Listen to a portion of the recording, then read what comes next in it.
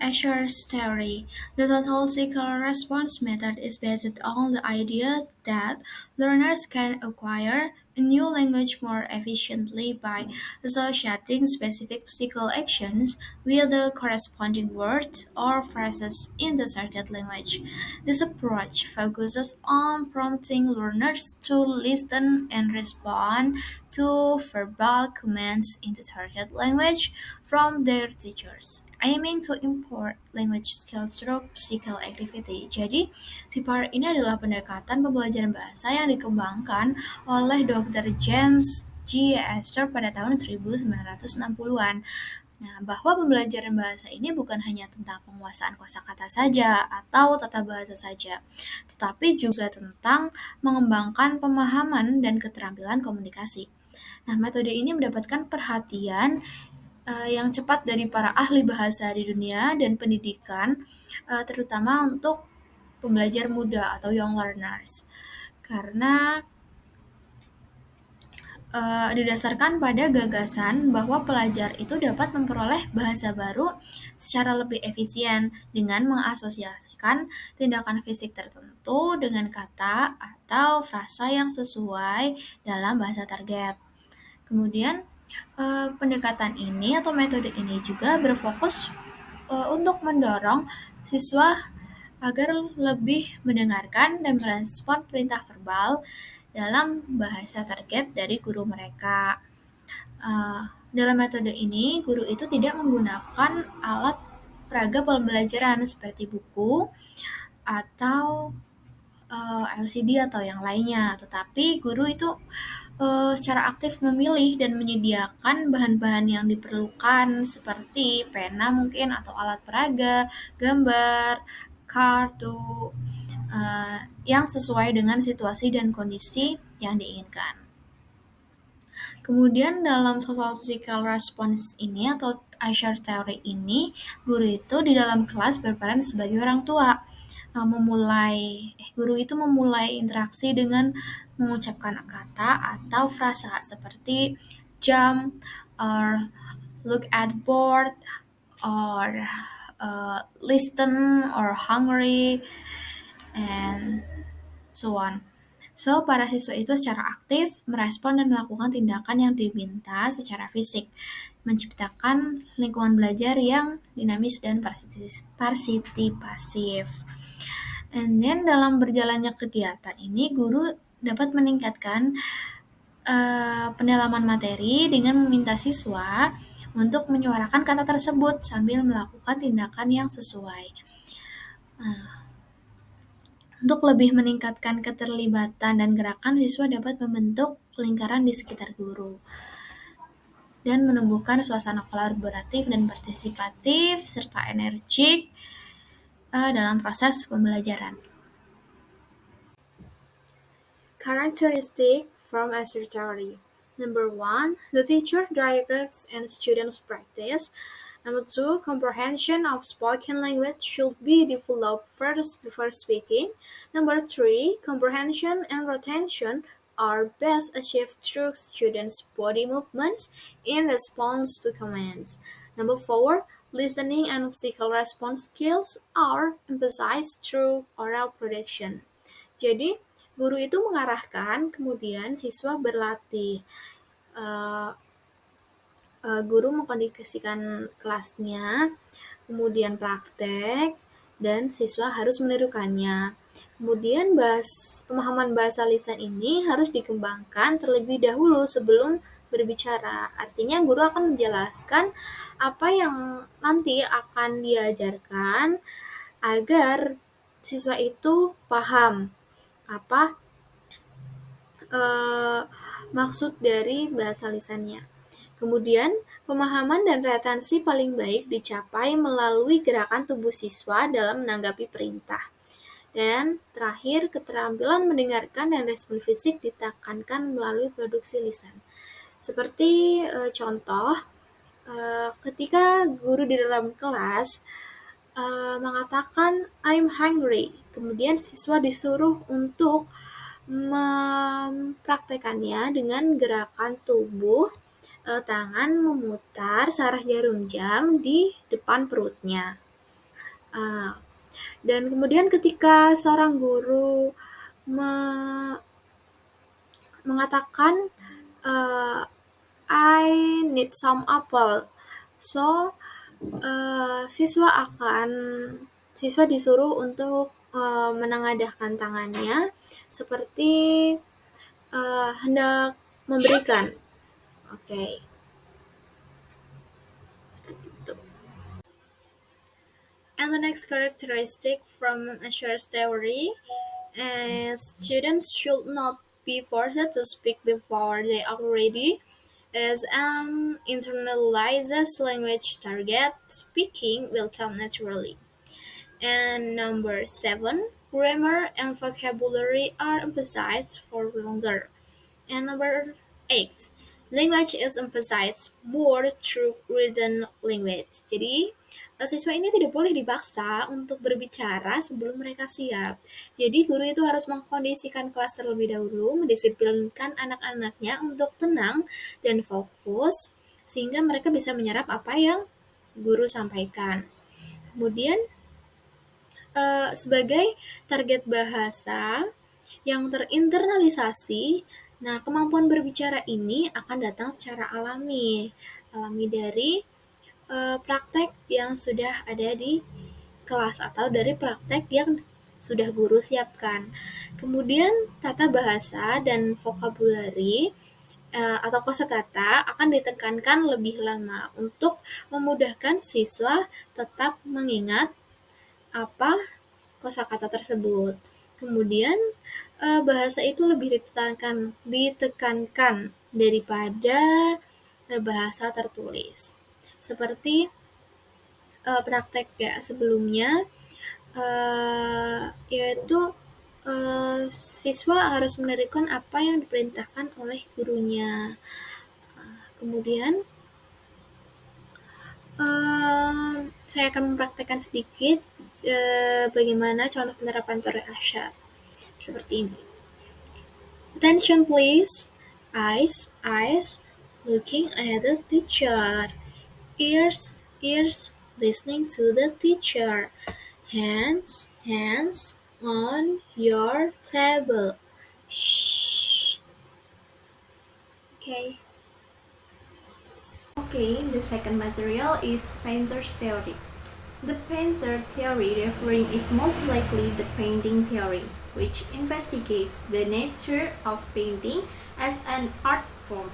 This theory was proposed by Johann Wolfgang von Goethe in 1807 and became popular among avant-garde painters in the 1920s. This theory was further explored by painters such as Paul Klee and Wassily Kandinsky, who believe in the interconnectedness of all arts and the need for a systematic approach to understanding painting. Painting on a flat surface is an important component of the fine arts, which is evolving with the advancement of digital technology 5.0. Jadi teori ini dikemukakan oleh Johann Wolfgang von Goethe pada tahun 1807 dan menjadi populer di kalangan para pelukis itu avant-garde pada tahun 1920-an. Lalu teori ini itu dikembangkan oleh dua pelukis yaitu oleh Paul Klee dan Wassily Kandinsky yang percaya bahwa pada keterhubungan semua seni dan perlunya pendekatan sistematis untuk memahami seni lukis itu sendiri. Dan lukisan pada permukaan datar merupakan salah satu komponen penting dalam seni rupa yang berkembang sering kemajuan teknologi digital yang sekarang ini yaitu 5.0. And then, painting techniques and digital technology are evolving in tandem with scientific and information technology breakthroughs, enabling mastery of form, techniques, colors, art aspect, and material. Jadi teknik melukis dan teknologi digital itu semakin berkembang secara berdampingan untuk saat ini. Seiring dengan terobosan ilmu pengetahuan dan teknologi informasi sehingga memungkinkan penggunaan teknik bentuk, warna, lalu aspek seni dan material itu lebih berkembang lebih jauh lagi. Transforming technical skills, the concept of painting as a science and digital technology into mechanically compatible media. Jadi transformasi ke keterampilan teknik, konsep seni lukis sebagai ilmu dan teknologi digital itu sebagai medianya untuk saat ini. Jadi untuk menjadi pendukung. And then a model is a real depiction of a work of art that shows its appearance and function. The work of art captures the painter's experience and emotion, making it memorable and important. Jadi model itu tuh gambaran nyata suatu karya seni yang dihasilkan yang menunjukkan penampilan serta fungsinya itu sendiri. Karya seni itu menangkap pengalaman dan emosi seorang pelukis, menjadikannya hasil karya itu ada jiwanya dan nilainya itu berkesan dan penting. Dan eksistensi seorang pelukis itu menyatukan jiwa dan pikirannya yang dituangkan ke dalam suatu karya seni lukis yang dibuatnya, lalu memadukan prinsip-prinsip kehidupan sosial budaya dan mengedepankan juga kemanusiaan. Lalu pada intinya terdapat korelasi antara melukis dengan pembelajaran bahasa, yaitu karena melukis itu dapat digunakan sebagai alat atau media paralelnya dan mendukung perkembangan bahasa itu sendiri, khususnya bagi siswa yang berkebutuhan khusus. Itu mereka bisa mencurahkan, misal mereka tidak bisa dengan lisan, mereka bisa menggunakannya dengan media seni lukis atau menggambar. Lalu belajar bahasa Inggris melalui melukis merupakan strategi pembelajaran induktif yang efektif untuk diterapkan di kelas. Selanjutnya untuk characteristic of painter's theory. The first one is expression of ideas and emotion. Painting is a two-dimensional visual language used by artists to communicate in the ideas and feelings. It is the employment of diverse components such as shape, lines, colors, tones, and texture to generate sensation of volume, space, movement, and light on the flat surface. Jadi di ekspresi ide dan emosinya itu bisa beberapa dituangkan di bentuknya, di lines atau garisnya, warna juga menentukan, tekstur dari seni lukis itu sendiri itu juga sangat menentukan keseluruhan dari seni lukis. The second is medium and form. The choice of medium, jadi medianya itu ada tempera, fresco, oil, acrylic, watercolor, ink, gouache, acoustic, or cassie. Jadi itu media-media yang digunakan untuk melukis. Jadi banyak sekali jenisnya, disesuaikan dengan kebutuhannya untuk menggunakan.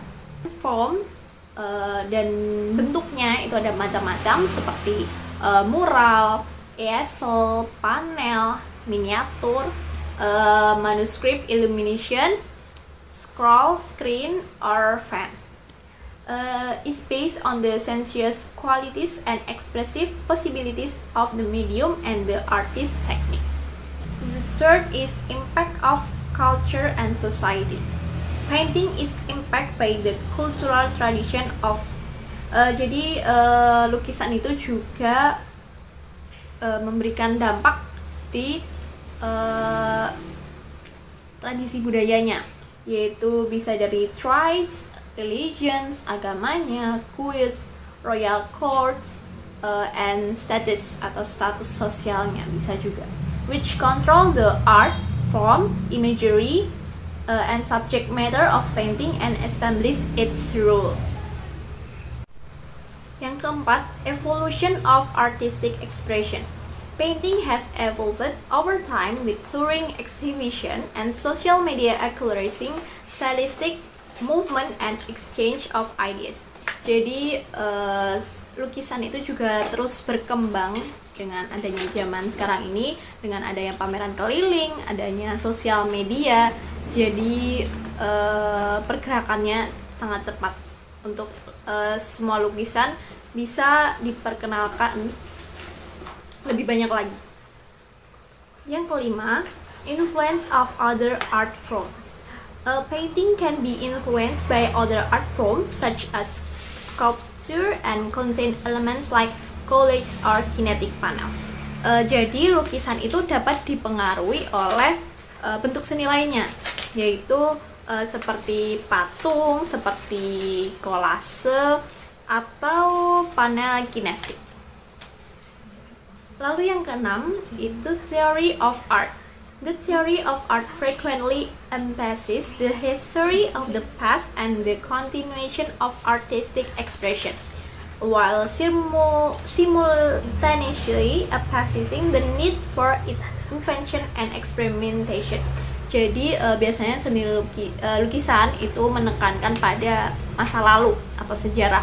Itu pasti banyak banget yang menggunakan gambar seperti itu. Misalnya dengan adanya penemuan-penemuan eksperimen yang dituangkan lewat visualisasi. Yang ketujuh is movements and styles. Different art movements and styles such Cubism, Realism, and Impressionism have their own qualities and principles that influence how painters approach their work. Jadi gerakan dan gaya seni itu berbeda-beda. Ada yang Cubism, Realism, and Impressionism itu, dan mereka punya kualitasnya sendiri-sendiri, dan itu nanti akan menemukan atau mendekatkan pelukisnya kepada karya seninya itu akan mengarah ke gaya seperti apa. Dan yang terakhir ada social and political context. Paintings can reflect and respond to society issues like as racism, LGBT rights, and climate change. Jadi lukisan itu juga bisa merefleksikan atau merespon permasalahan masyarakat, dari misalnya ada rasisme, ada LGBT, dan bisa juga untuk perubahan iklim atau yang lainnya lagi. Okay, and the next material is Gardner's theory. Dr. Howard Gardner defines intelligence as a person's ability to solve a problem or do something considered valuable in one or more cultures. He suggests that intelligence is not fixed and that it can be learned as a set of abilities and skills to apply to any situation at any given time within any given context. Howard Gardner mendefinisikan kecerdasan sebagai kemampuan seseorang untuk memecahkan suatu masalah atau melakukan sesuatu yang dianggap berharga dalam satu atau lebih dari budaya. Dan ia juga berpendapat bahwa kecerdasan tidak bersifat tetap dan dapat dipelajari sebagai seperangkat kemampuan dan keterampilan yang dapat diterapkan pada situasi apapun. Nah, pada waktu tertentu dan dalam konteks tertentu juga. Ketika Anda menguasai seluruh kecerdasan Anda, maka Anda benar-benar menggunakan seluruh potensi kekuatan dari otak Anda. And Gardner report that a person can be intelligent in many ways. He further found that the traditional intelligence tests are not adequate to measure all the ways to become intelligent. Gardner melaporkan bahwa seseorang bisa menjadi cerdas dalam banyak hal. Ia lebih lanjut menemukan bahwa tes kecerdasan tradisional tidak cukup untuk mengukur semua cara untuk menjadi cerdas. Nah, pada awal tahun 1980, Gardner pertama kali menguraikan teorinya dalam bukunya pada tahun 1983 yang berjudul Frames of Mind: The Theory of Multiple Intelligence. The theory of multiple intelligence is a groundbreaking concept in the field of psychology that challenges the traditional view of intelligence as a single, innate capacity, where he suggests that all people have different kinds of intelligence. The theory of multiple intelligence adalah suatu konsep inovatif di bidang psikologi yang menentang pandangan tradisional tentang kecerdasan sebagai satu kesatuan kapasitas bawaan, di mana ia menyatakan bahwa semua orang itu memiliki jenis kecerdasan yang berbeda. According to Gardner, he outlined 8 distinct types of intelligence.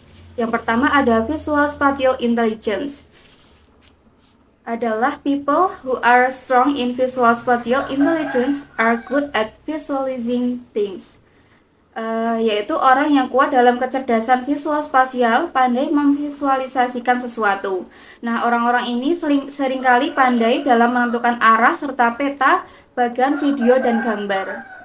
Nah, karakteristik dari visual spatial adalah enjoys reading and writing, good at putting puzzles together, good at interpreting pictures, graph, and charts, enjoy drawing, painting, and the visual art, and recognize patterns easily. Yang kedua ada linguistic verbal intelligence. People who are strong in linguistic verbal intelligence are able to use words well, both when writing and speaking. These individuals are typically very good at writing stories, memorizing information, and reading. Maksudnya adalah orang yang kuat dalam kecerdasan linguistik itu mampu menggunakan kata-kata dengan baik ketika menulis maupun berbicara. Nah, orang-orang ini biasanya sangat pandai menulis cerita, menghafal informasi, dan membaca.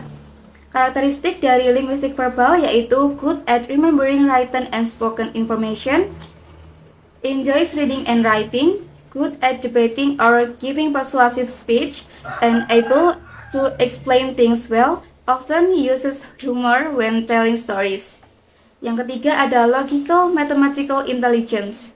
People who are strong in logical mathematical intelligence are good at reasoning, recognizing patterns, and logically analyzing problems.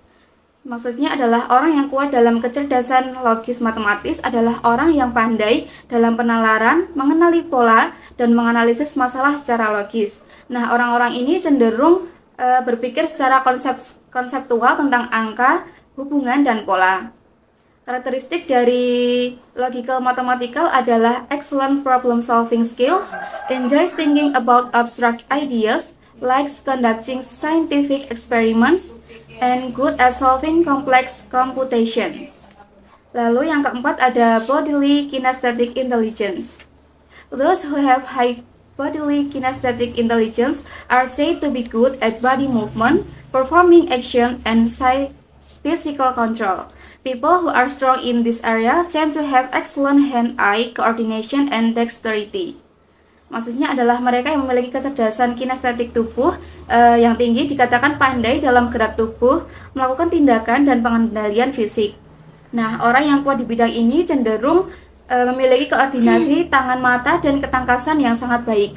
Nah, karakteristik dari bodily kinesthetic ini adalah yang pertama good at dancing and sports. Selanjutnya ada enjoys creating things with his or her hands, excellent physical coordination, tends to remember by doing rather than hearing or seeing.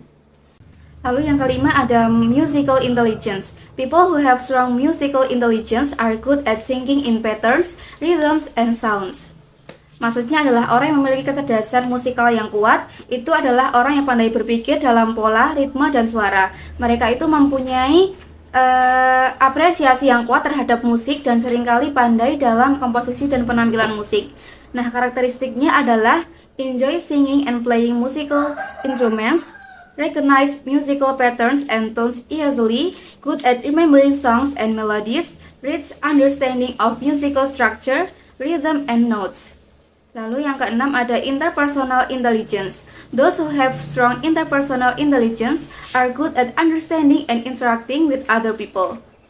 Maksudnya adalah mereka yang memiliki kecerdasan interpersonal yang kuat, pandai memahami dan berinteraksi dengan orang lain.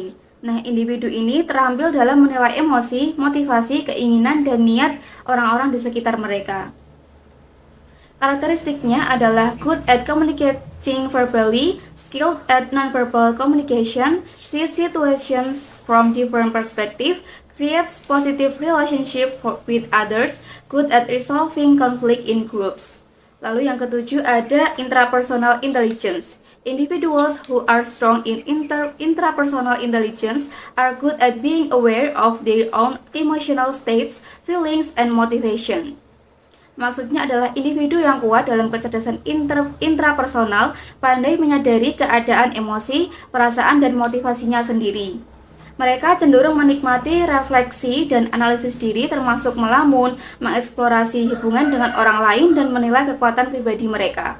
Nah, karakteristiknya adalah good at analyzing his or her strengths and weakness, enjoys analyzing theories and ideas, excellent self-awareness, clearly understand the basic for his or her own motivation and feeling. Yang terakhir ada naturalistic intelligence. Naturalistic is the most recent addition to Gardner's theory and has been met with more resistance than his original 8 intelligence. According to Gardner, individuals who are high in this type of intelligence are more in tune with nature and are often interested in nurturing, exploring the environment, and learning about other species.